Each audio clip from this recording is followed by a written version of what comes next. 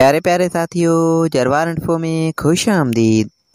प्यारे साथियों, इस वीडियो में हम आपसे पूछेंगे इंतहाई दिलचस्प और मालूमाती सवालात और पहेलियाँ। जवाब देने के लिए आपके पास है 5 सेकंड का टाइम।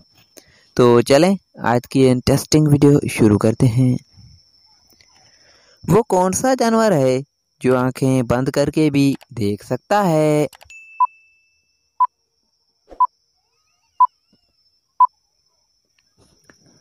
जवाब है इसका ऊंट।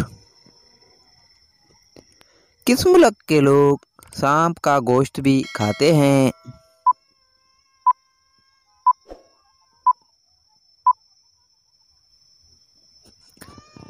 जवाब चीन के लोग। हाथी अपने सूंड में कितना पानी भर सकता है?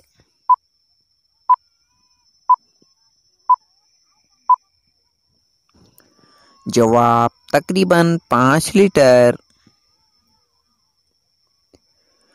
वो कौन सा जानदार है जो सर कटने के बाद भी 9 दिन तक जिंदा रह सकता है?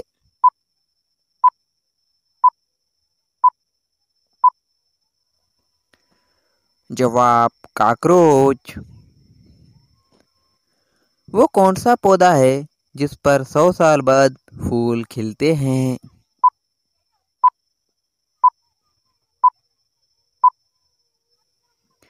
जवाब पोया रेमोंडे। वो कौन सा जानवर है जिसकी पलकें नहीं होती?